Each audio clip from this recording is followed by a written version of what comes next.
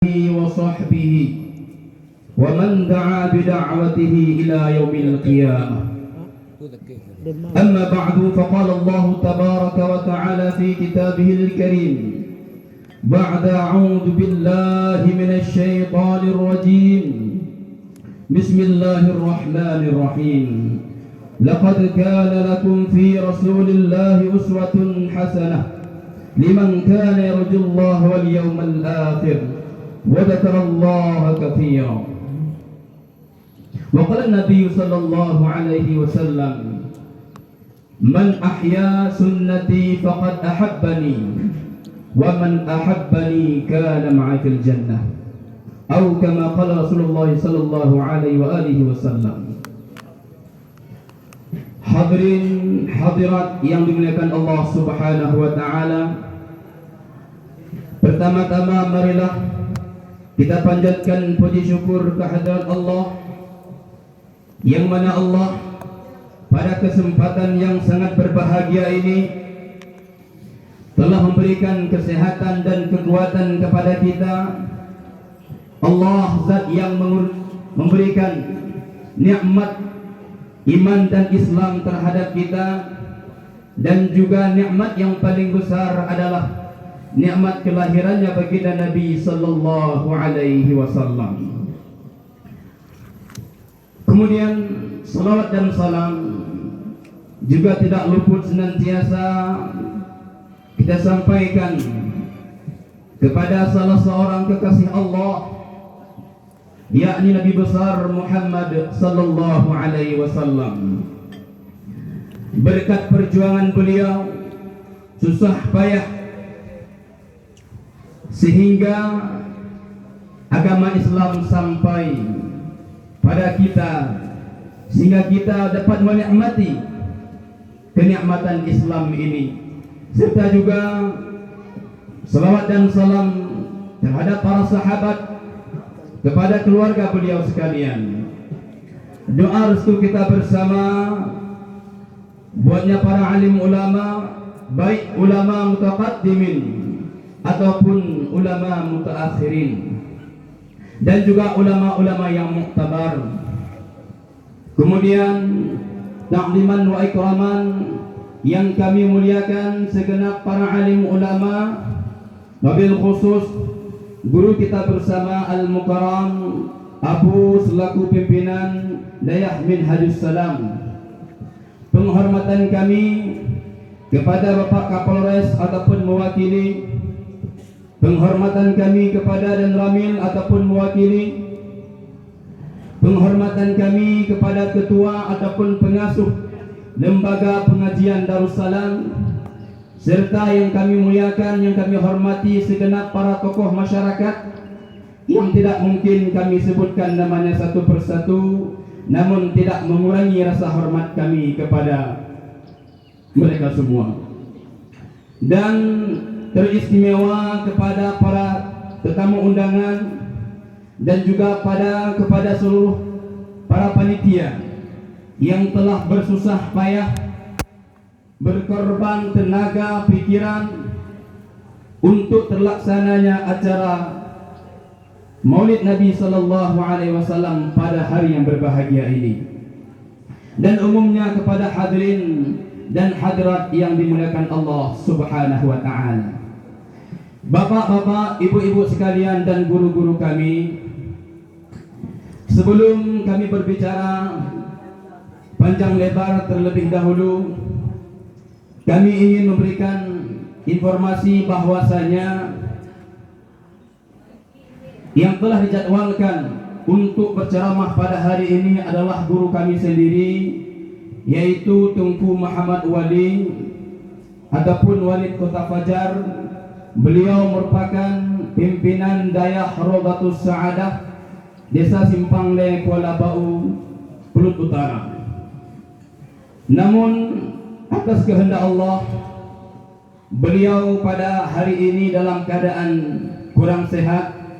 Bahkan sudah beberapa hari beliau dalam keadaan tidak sehat, sehingga kemarin sore beliau telepon kami meminta kepada saya untuk hadir di tempat saudara-saudara sekalian, bapak-bapak sekalian untuk menggantikan beliau. Jadi memang saya dengan Tunku Muhammad Wali kalau nama hampir sama. Beliau Tunku Muhammad Wali, kalau saya Tunku Muhammad Zaki. Muhammadnya sama tapi ujungnya beda sedikit. Hadirin rahmati Allah Subhanahu wa taala, sudah menjadi satu kaidah, pengganti itu tentu tidak sama dengan yang diganti. Apalagi beliau menginformasikan kepada saya kemarin sore. Jadi mungkin nanti dalam penyampaian kami ada sedikit bahasa yang kurang berkenan, adapun ada bahasa yang tidak sopan, maka terlebih dahulu kami memohon untuk diperbanyak maaf.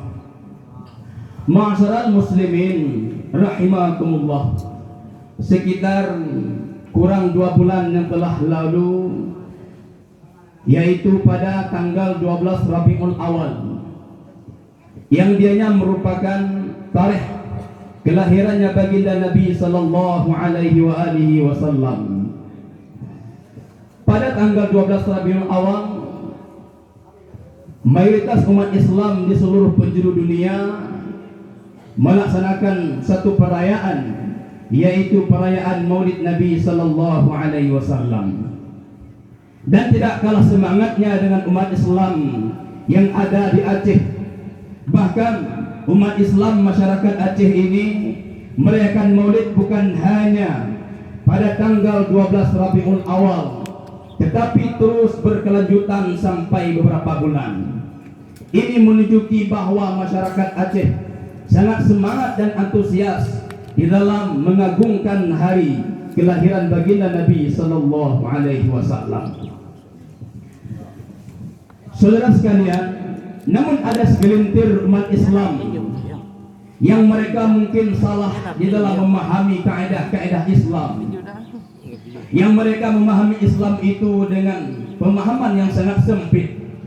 Bahkan terkadang tindakan mereka itu sangat ekstrim. Mereka berani mengatakan bahwa orang-orang yang merayakan Maulid Nabi sallallahu alaihi wasallam ini adalah sesat. Mereka mengatakan bahwa perayaan Maulid Nabi ini adalah bid'ah, yang mana pelaku Maulid ini mereka akan masuk di dalam neraka. Hadirin sekalian, ini adalah pemahaman yang sangat berbahaya, yang kita umat Islam mesti harus melawan mereka dengan hujah-hujah yang sahih. Dikarenakan mayoritas umat Islam, mayoritas ulama-ulama di seluruh penjuru dunia, mereka menganjurkan kepada umat Islam untuk melaksanakan perayaan Maulid Nabi sallallahu alaihi wasallam. Coba kita bayangkan berapa juta umat Islam, bahkan miliaran umat Islam, para ulama-ulama terdahulu, mereka merayakan hari kelahiran baginda Nabi sallallahu alaihi wasallam. Lalu mereka katakan, para ulama terdahulu, orang-orang Islam yang merayakan kelahiran Rasulullah itu adalah sesat dan masuk dalam neraka. Apakah mereka itu panitia neraka? Sehingga berani mengatakan bahwa mayoritas umat Islam yang merayakan perayaan Maulid Nabi SAW ini masuk dalam neraka. Ini semua dikarenakan pemikiran ataupun pemahaman mereka tidak sesuai dengan kaidah-kaidah di dalam Islam, kaidah-kaidah yang betul. Hadirin yang dirahmati Allah Subhanahu wa taala, maka sebelum kita berbicara panjang lebar mengenai perayaan Maulid Nabi sallallahu alaihi wasallam, sedikit kita mengupas apa makna daripada Maulid itu. Saudaraku sekalian, Maulid ini adalah bahasa Arab. Maulid kalau di dalam pesantren ada fan ilmu disebut dengan ilmu salaf. Kalimat Maulid ini ataupun silat Maulid tersebut, dia berupa isim zaman yang bermakna artinya adalah hari kelahiran. Kalau Maulud bermakna yang dilahirkan, diulangi, Maulid artinya hari kelahiran. maulud yang dilahirkan. Maulidin Nabi, hari kelahiran Nabi. Mauludun Nabi, Nabi itu yang dilahirkan. Maka lebih tepat bukan maulud, tetapi maulid ataupun perayaan maulid. Lalu kita bertanya, apa hukum maulid? Ataupun apa hukum maulud? Pertanyaan seperti ini salah. Karena maulid hari kelahiran Rasulullah ataupun Rasulullah yang dilahirkan itu tidak ada kaitan hukum. Hari Senin, apa hukum hari Senin? Tidak ada. Apa hukum hari Selasa? Tidak ada. Jadi yang tepat pertanyaannya, bagaimana hukum merayakan Maulid Nabi Sallallahu Alaihi Wasallam? Namun hadirin sekalian, ada segelintir umat Islam yang seperti kita katakan tadi, mereka mengatakan tidak ada maulid, tidak ada maulud. Kalau yang dimaksud tidak ada maulid dan tidak ada maulid itu, yang mereka kasak, yang mereka maksud adalah arti sesuai dengan yang dilafadzkan, maka mereka keluar daripada Islam. Kenapa? Mereka mengatakan tidak ada hari kelahiran Rasulullah. Mereka mengatakan tidak ada Rasulullah. Kalau dikatakan tidak ada maulid dan tidak ada maulud. Tetapi kalau mereka mengatakan tidak ada perayaan maulid Nabi Sallallahu Alaihi Wasallam pada masa Rasulullah, maka perlu kita pertimbangkan dan kita jawab dengan hujjah, baik dalil ataupun logika. Ma'asyiral muslimin rahimakumullah. Sebelum kita melihat apa hukum perayaan maulid, kita melihat dulu apa amalan-amalan yang dilaksanakan di dalam perayaan maulid. Nanti akan terjawab bagaimana hukum perayaan maulid. Logikanya seperti ini. Bapak-bapak tahu tidak kue bolu? Di sini panggil bolu Pak? Bolu. Kalau timpan? Timpan. Nyojo Aceh Pak? Oh puji dah. Hai bahasa Indonesia biki Allah Rabbi. Kai tibir oh Indonesia kah? Timpan. Itu hukum timpan. Apa hukum timpan? Tidak ada hukum. Apa hukum kue bolu? Tidak ada hukum. Tapi pertanyaannya, apa hukum makan timpan?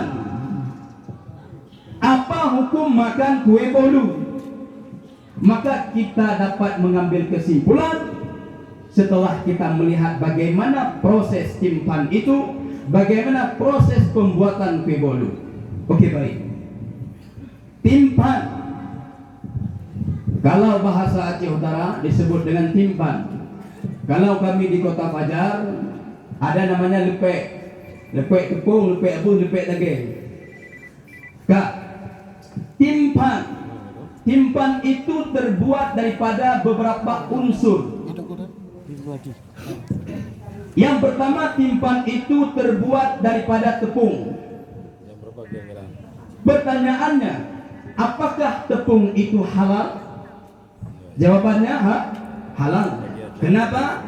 Bersumber daripada barang yang halal, baik itu tepung gandum ataupun beras. Satu, tepung itu halal.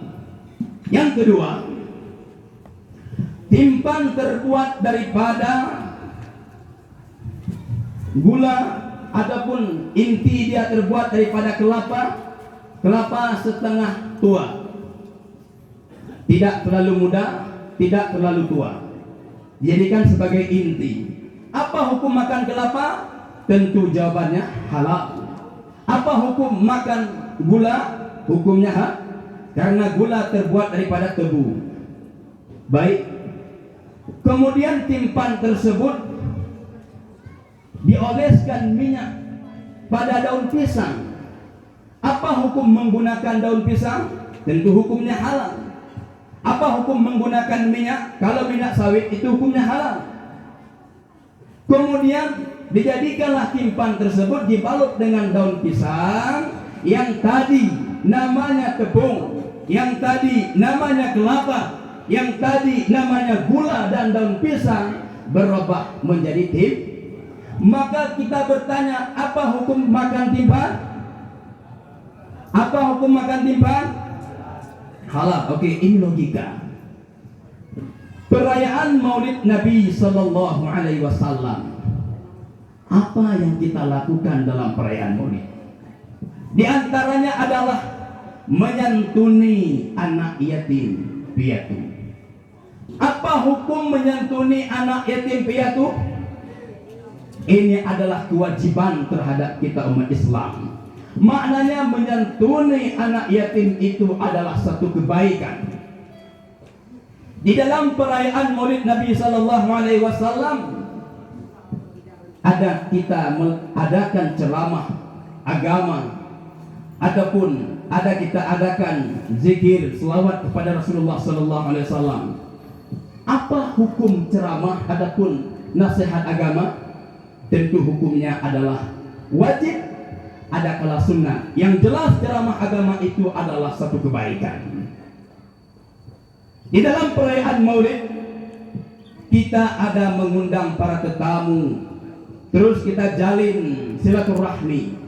Silaturahmi adalah anjuran daripada Rasulullah SAW, dan silaturahmi ini adalah satu kebaikan. Setelah itu kita menjamu para tetamu dengan makanan-makanan, dengan minuman-minuman yang lezat. Apa hukum menjamu para tetamu? Ini juga merupakan satu kewajiban ataupun sunat. Yang jelas menjamu para tetamu itu hukumnya sunat ataupun wajib, dan dia adalah kebaikan. Di dalam perayaan Maulid Nabi ada dibacakan salawat kepada baginda Rasulullah.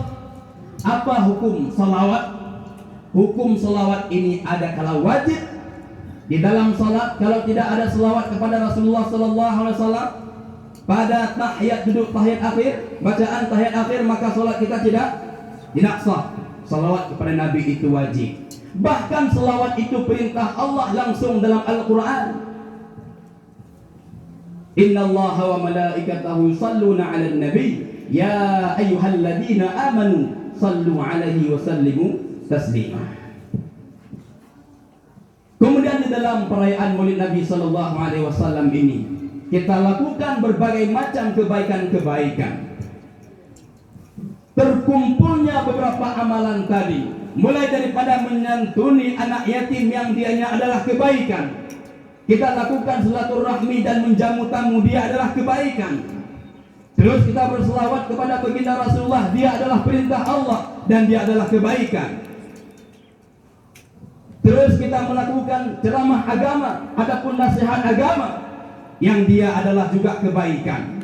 Terkumpul semua perkara tadi dinamakan dengan perayaan Maulid Nabi Sallallahu Alaihi Wasallam. Maka perayaan Maulid Nabi Sallallahu Alaihi Wasallam adalah kebaikan yang besar.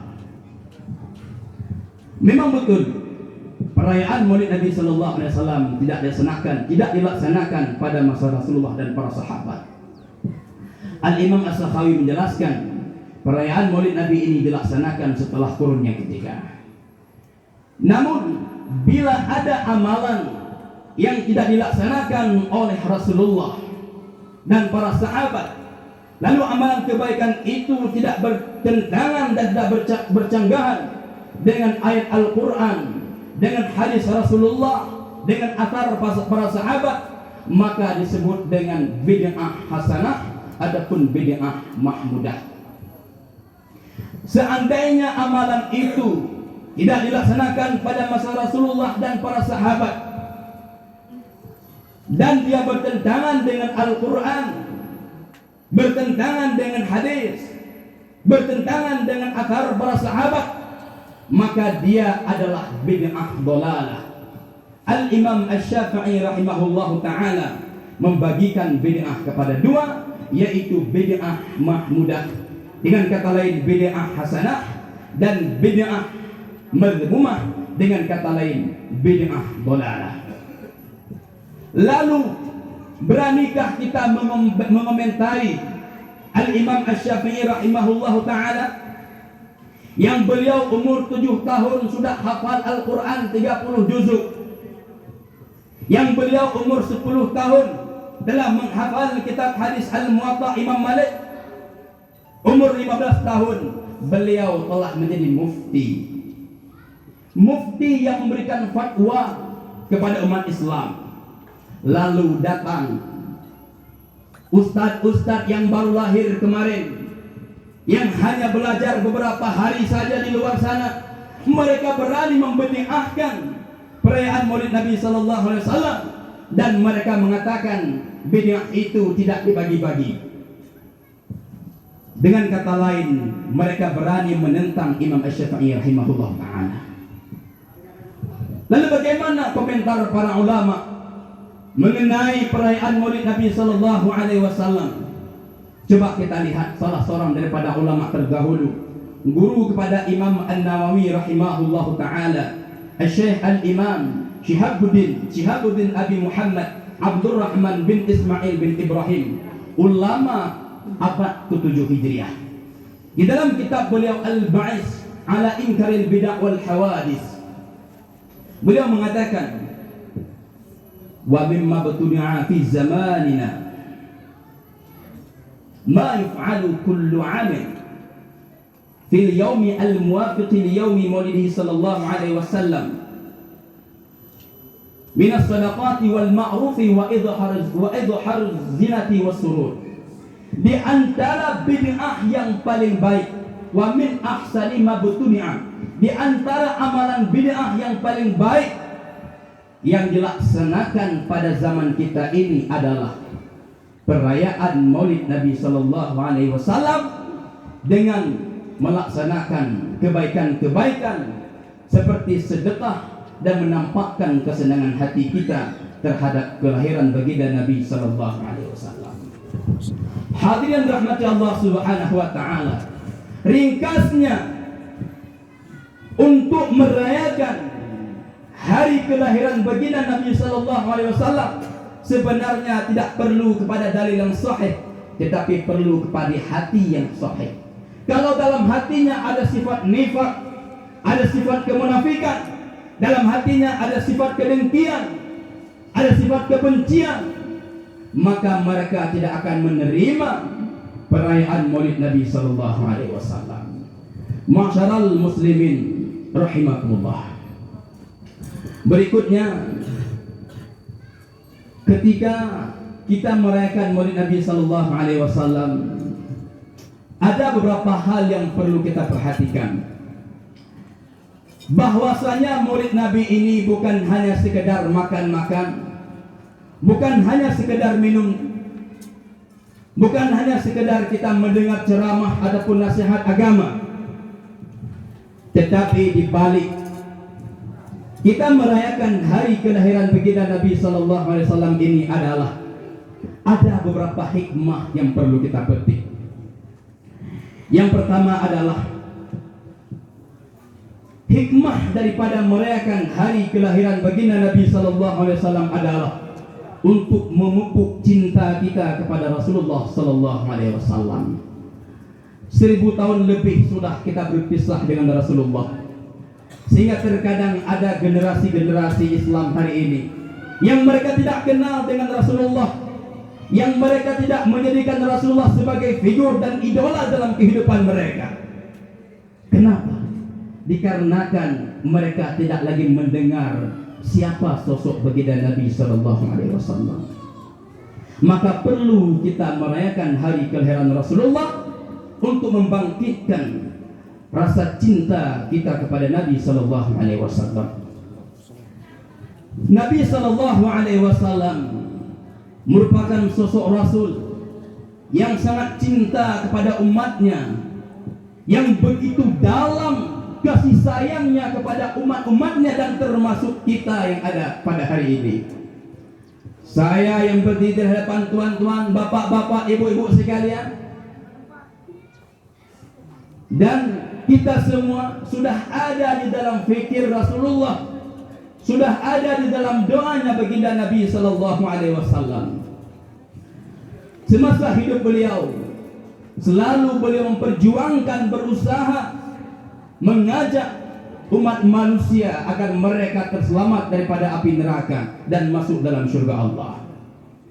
Berbagai macam rintangan dan cobaan yang beliau rasakan demi umat beliau. Bahkan di akhir hayat beliau, di detik-detik kewafatan Nabi sallallahu alaihi wasallam, beliau memanggil umatnya dengan panggilan yang begitu lembut, ummati, ummati, ummati. As-salah, as-salah, as-salah. Umatku, umatku, laksanakan salat, laksanakan salat. Bahkan ada ulama yang meriwayatkan Rasulullah pernah berdoa, Allahumma thaqqil alayya wa khaffif ala ummati. Ya Allah, beratkan sakit sakratul maut ini ya Allah di atasku. Semua sakit sakratul maut terhadap umatku engkau bebankan di atasku, dan kau ringankan sakratul maut terhadap umat-umatku. Sampai segitunya kasih sayang Rasulullah terhadap kita umat. Bahkan tidak cukup di situ saja. Ketika dibangkitkan beliau di mahsyar, yang pertama sekali beliau tanya bukan aina Fatimah binti wa aina Khadijah zaujati, bukan di mana anakku Fatimah, di mana istriku Khadijah, tidak. Tetapi yang pertama sekali beliau tanya adalah aina ummati, di mana umatku. Ketika beliau dibangkitkan di mahsyar, yang pertama sekali beliau tanya adalah di mana umatku. Di saat umat baginda Nabi sallallahu alaihi wasallam melintasi titian sirat, ini tertulis dalam kitab Riyadhus Shalihin, ditulis oleh Imam An-Nawawi. Rasulullah menunggu di seberang sambil berdoa, Rabbi sallim sallim, ya Rabb, wahai Tuhan, ya Allah, selamatkan umatku daripada titian sirat. Beliau setia menunggu kita umat daripada titian siratal mustaqim. Ma'asyiral muslimin rahimakumullah. Kesetiaan Rasulullah terhadap umat ini bukan hanya di dunia. Kasih sayang Rasulullah kepada umat bukan hanya di dunia. Bahkan kesetiaan beliau terhadap umat, cinta beliau kepada kita sampai dalam surganya Allah Subhanahu wa ta'ala. Yang menjadi pertanyaan, adakah hari ini kita telah membalas cinta Rasulullah itu? Adakah hari ini kita telah melakukan perbuatan-perbuatan, amalan-amalan yang disukai oleh Rasulullah? Karena hakikat cinta bukan hanya sekedar ucapan, tetapi cinta itu adalah tindakan. Cinta adalah ketika seseorang dia akan senang melihat orang-orang yang dicintai senang. Cinta adalah dia akan sedih dan tersakiti ketika melihat orang-orang yang dicintai dalam keadaan sedih dan tersakiti. Cinta adalah dia akan suka terhadap apa-apa yang disukai oleh orang-orang yang dia cintai. Cinta adalah ketika Rasulullah sallallahu alaihi wasallam berada di tengah-tengah padang pasir di bawah terik matahari. Pada saat itu Rasulullah dalam keadaan kehausan, dan yang ada bersama Rasulullah pada saat itu sahabat beliau Sayyidina Abu Bakar radhiyallahu taala anhu. Rasulullah berkata kepada Abu Bakar, wahai Abu Bakar, adakah persediaan air untuk kita minum? Yang mafhumnya seperti itu. Maka Abu Bakar pun bergegas mengambil air dalam satu mangkuk dan beliau memberikan kepada Rasulullah sallallahu alaihi wasallam. Manakala Rasulullah minum air tersebut, hilang dahaga Rasulullah dan tidak tersisa sedikit pun air dalam mangkuk. Yang mana Abu Bakar pada saat itu juga dalam keadaan kehausan. dan beliau belum sempat untuk minum air tersebut karena telah dihabiskan oleh Rasulullah. Namun dikarenakan dalam hati Abu Bakar ada rasa cinta kepada Nabi sallallahu alaihi wasallam, apa kata Abu Bakar? Pada saat itu ketika aku memandang Rasulullah meminum air lalu hilang dahaga beliau, aku pun ikut hilang dahaga. Padahal Abu Bakar belum sempat minum air. Tetapi kenapa beliau merasa puas dan senang hati? Dikarenakan orang yang beliau cintai senang dan puas hati. Manakala Rasulullah sallallahu alaihi wasallam dalam keadaan kurang sehat, maka Sayyidina Abu Bakar pun menjenguk Rasulullah. Ketika Abu Bakar melihat keadaan Rasulullah yang terbaring dalam keadaan tidak sehat, maka Abu Bakar pun setelah daripada itu balik ke rumah. Sampai ke rumah beliau pun ikut sakit, beliau pun ikut kurang sehat. Kenapa? Karena orang yang beliau cintai dalam keadaan sakit. Selang beberapa hari Rasulullah pun sembuh. Kemudian Rasulullah ikut menjenguk kembali Abu Bakar.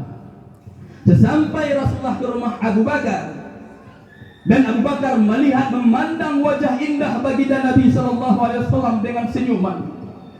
Fisik Rasulullah dalam keadaan sehat walafiat. Seketika demam Abu Bakar, sakit Abu Bakar hilang. Kenapa? Karena orang yang dicintai berada di hadapannya dalam keadaan sehat. Itulah makna cinta yang sesungguhnya. Hadirin yang dirahmati Allah Subhanahu wa taala. Kemudian bagaimana kita membuktikan cinta kepada Rasulullah sallallahu alaihi wasallam? Karena cinta tanpa bukti itu adalah satu kedustaan. Sebagaimana kisah Qais dan Laila, yang mana Qais jatuh cinta kepada Laila. Laila juga sangat mencintai sosok Qais. Maka pada suatu hari, pemuda-pemuda di kampung Laila, mereka juga mengungkapkan perasaan yang sama seperti Qais, yaitu mencintai Laila. Semua pemuda datang, wahai Laila, aku sangat mencintaimu. Pemuda yang lain juga seperti itu, wahai Laila, aku siap untuk meminangmu. Wahai Laila, aku siap untuk mempersandingkanmu. Wahai Laila, aku siap untuk menjadi suamimu. Tatkala Qais mengetahui pemuda-pemuda penduduk Laila mengatakan cinta kepada Laila, maka Qais mendatangi Laila seraya berkata, wahai Laila kekasihku, jangan engkau percayai dulu terhadap rayuan-rayuan manis ataupun ucapan manis pemuda-pemuda tersebut sebelum engkau meminta pengorbanan daripada mereka. Coba minta kepada mereka, adakah mereka bersedia untuk mengorbankan darah mereka untuk engkau, wahai Laila? Maka Laila pun memanggil semua pemuda-pemuda yang ada dalam kampung tersebut. Dan Laila mengatakan kepada pemuda itu, adakah kalian bersedia memberikan semangkuk darah kepada saya atas bukti cinta kalian terhadap saya? Maka semua pemuda-pemuda pada saat itu tidak rela, bahkan mereka menjauhi Laila, bahkan mereka lari daripada Laila. Kenapa? Karena sudah diminta pengorbanan. Maka kata Qais, wahai Laila, jika engkau minta dari tubuhku ini 1 mangkok, maka akan aku berikan 2 mangkok darah. Kalau engkau mintakan dariku ini 4 mangkok, maka saya akan berikan 8 mangkok darah atas cintaku kepadamu. Cinta itu perlu pada pengorbanan. Lalu apa bukti dan cinta kita kepada Rasulullah sallallahu alaihi wasallam? Di antaranya adalah dengan memperbanyak selawat kepada baginda Nabi sallallahu alaihi wasallam. Selawat ini merupakan amalan yang sangat luar biasa. Allah Subhanahu wa taala memerintahkan hamba-hambanya untuk melaksanakan salat, tetapi Allah tidak salat. Allah perintahkan kepada kita untuk bersedekah, tetapi tidak ada ayat yang mengatakan Allah itu bersedekah. Allah perintahkan kepada umat Islam kepada orang-orang beriman untuk berselawat kepada kekasihnya baginda Nabi Muhammad sallallahu alaihi wasallam, dan Allah terlebih dahulu berselawat kepada Rasulullah. Innallaha wa malaikatahu yusalluna 'alan nabi ya ayyuhalladzina amanu sallu 'alaihi wa sallimu taslima. Allah dan para malaikat berselawat kepada Rasulullah. Kemudian kata Allah, wahai orang-orang yang beriman, berselawatlah kalian kepada Muhammad sallallahu alaihi wasallam, kepada Nabi sallallahu alaihi wasallam. Kemudian selawat ini hadirin merupakan amalan yang begitu luar biasa, yang begitu dahsyatnya manfaat terhadap orang-orang yang senantiasa berselawat kepada Rasulullah sallallahu alaihi wasallam. Di dalam satu kitab yang ditulis oleh Abuya Said Muhammad bin Alwi Al-Maliki dalam kitab beliau Az-Zakhairul Muhammadiyah, di situ disebutkan setiap amalan itu, setiap ibadah itu, ada kala dia diterima, ada kala tidak diterima. Kita sholat, kemungkinan sholat itu diterima oleh Allah, kemungkinan sholat itu tidak diterima. Tetapi selawat kepada Nabi sallallahu alaihi wasallam merupakan ibadah dan amalan yang pasti diterima oleh Allah Subhanahu wa taala. Bahkan selawat ini akan sampai kepada Rasulullah walaupun dibaca dalam keadaan riya. Hadirin yang dirahmati Allah Subhanahu wa taala. Al-Imam Ibnu Athaillah dalam kitab beliau Tajul Arus, beliau menyebutkan, jika seandainya ada seorang hamba Allah melaksanakan ibadah dalam seumur hidupnya dan disandingkan dengan satu salawat yang pernah dia baca untuk Rasulullah, maka jauh lebih hebat salawat yang dibaca itu dibandingkan amalan-amalan yang lainnya. Kemudian salawat kepada Nabi sallallahu alaihi wasallam, hadirin sekalian, ini merupakan amalan yang dapat memberikan, melipat gandakan pahala di sisi Allah Subhanahu wa taala. Man shalla alaihi salatan sallallahu alaihi biha asyran. Satu selawat yang kita bacakan untuk Rasulullah, maka Allah akan balas dengan 10 selawat. Itu di antara langkah yang pertama untuk membuktikan cinta kita kepada Rasulullah. Yang kedua adalah dengan menghidupkan sunnah Nabi sallallahu alaihi wasallam. Di dalam satu mafhum hadis kata Rasulullah, man ahya sunnati faqad ahabbani wa man ahabbani kana ma'i fil jannah. Siapa yang menghidupkan sunnahku, maka dia akan bersamaku. Barang siapa yang menghidupkan sunnahku, maka sungguh dia mencintai aku. Dan siapa yang mencintai aku, maka dia akan bersamaku di dalam surga. Yang dapat kita ambil natijah daripada hadis ini adalah, yang dapat kita ambil mafhum daripada hadis ini adalah, di antara bukti cinta seseorang kepada Rasulullah adalah dengan menghidupkan sunnah Rasulullah sallallahu alaihi wasallam.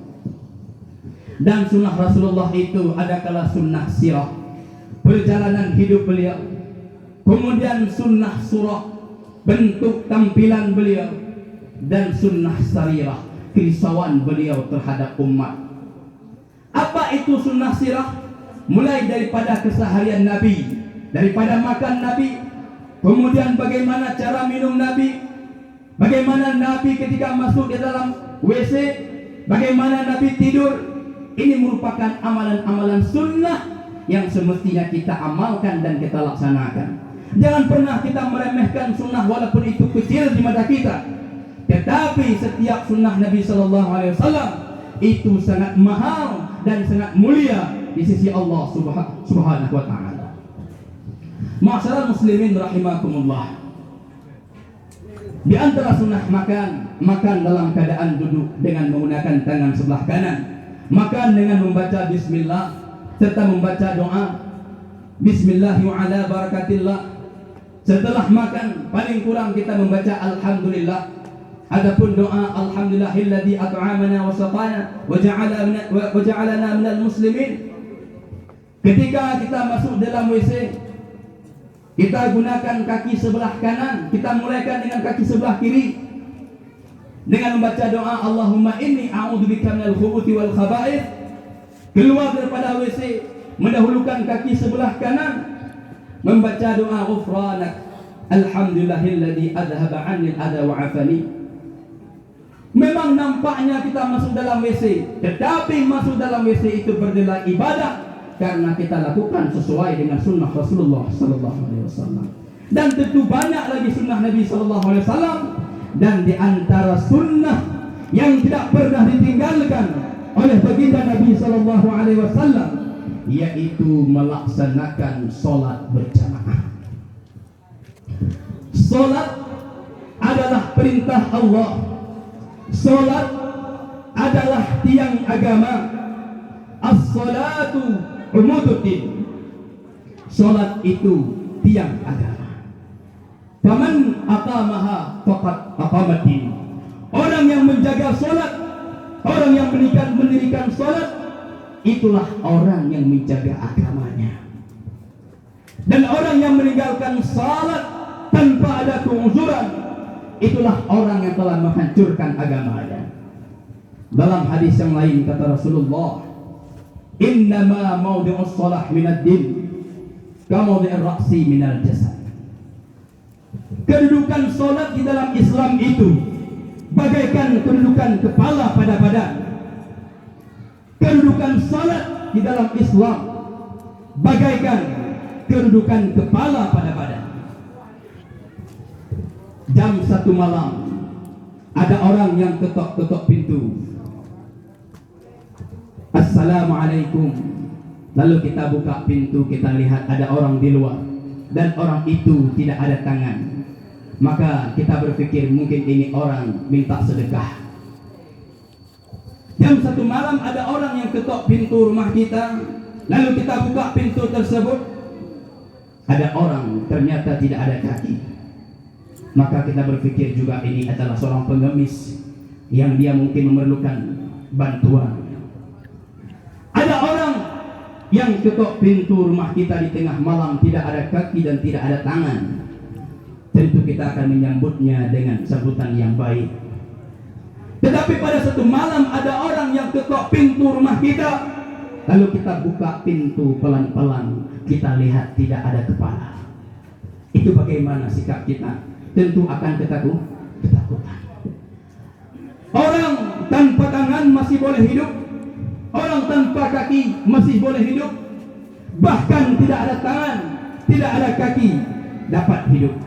Dan belum ada sejarah, belum ada kita dapatkan orang yang tidak ada kepala hidup bergentayangan berjalan di jalan raya, tidak ada.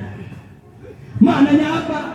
Orang yang mungkin sedekahnya kurang, yang orang mungkin puasanya masih kurang, itu tidak begitu berpengaruh kepada agamanya. Tetapi bila salat ditinggalkan, bila salat tidak dilaksanakan, agama telah mati dalam dirinya. Agama tidak hidup dalam dirinya. Pribadi kita yang tidak melaksanakan salat, agama tidak ada dalam diri kita. Dalam rumah tangga kita tidak ada yang melaksanakan salat, dalam rumah tangga kita tidak hidup agama. Dalam kampung kita, dalam negeri kita, banyak orang yang tidak melaksanakan salat, maka negeri kita itu tidak hidup agama.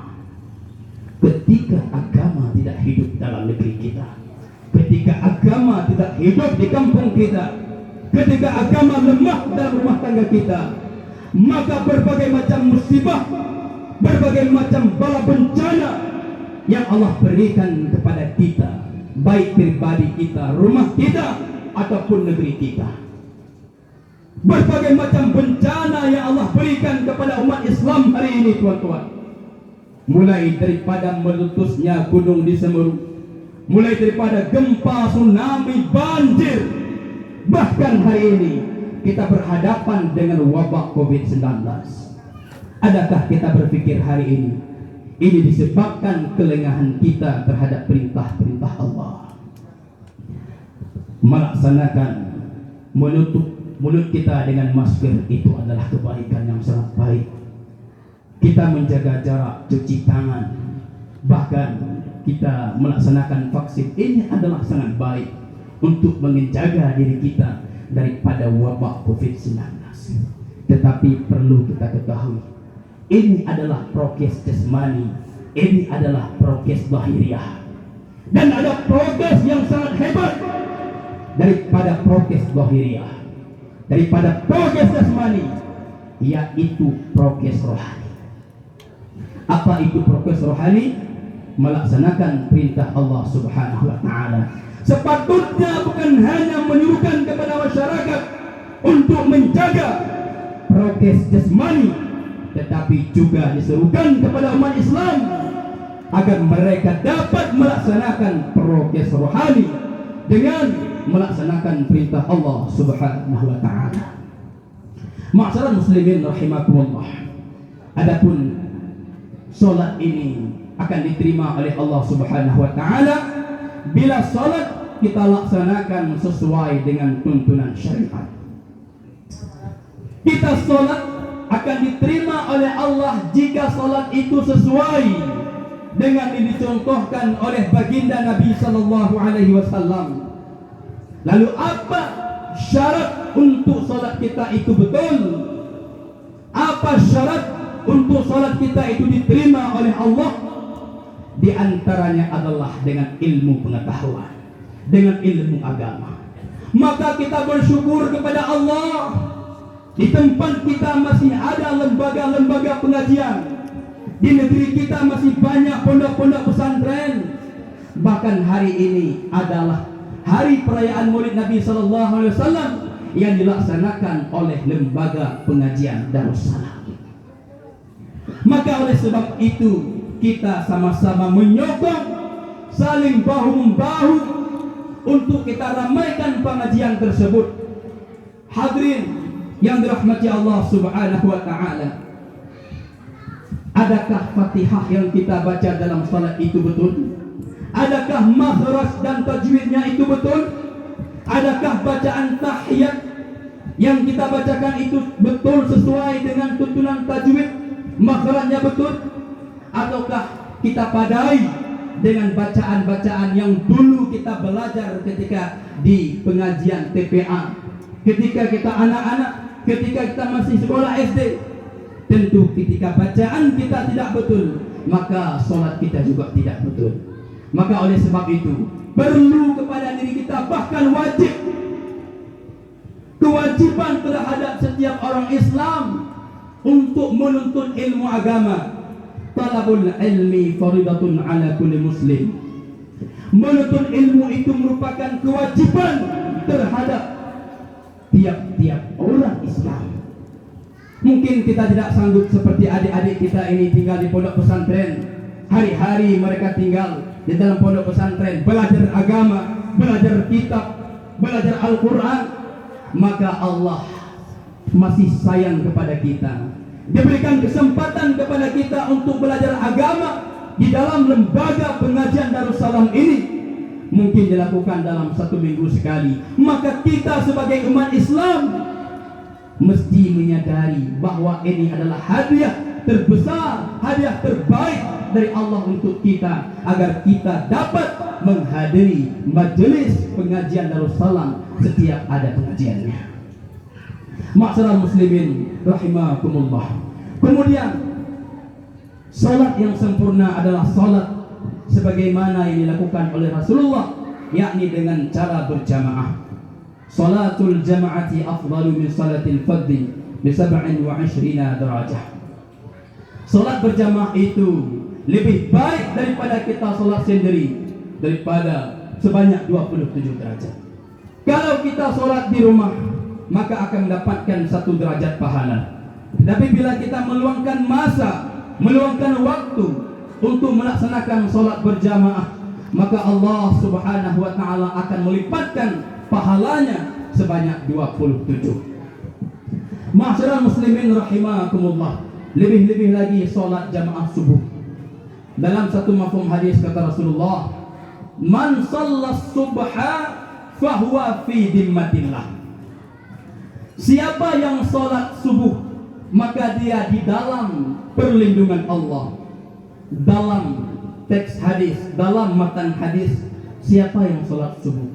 Tetapi dalam syarah hadis Dalilul Falihin ditulis oleh Ibnu Allan, makna siapa solat subuh di sini adalah barang siapa yang melaksanakan solat subuh dengan cara berjamaah, maka dia di dalam perlindungan Allah. Kalau kita ingin Allah jaga daripada wabak penyakit, daripada segala bencana, daripada segala penyakit, maka hendaknya kita melaksanakan solat subuh dengan cara berjamaah. Ma'asyiral muslimin rahimakumullah. Kemudian terakhir, tujuan daripada maulid ini adalah bagaimana kita menebarkan kasih sayang dengan sesama umat Islam. Dikarenakan Rasulullah itu diutus untuk menyempurnakan akhlak. Wa ma arsalnaka illa rahmatan lil alamin.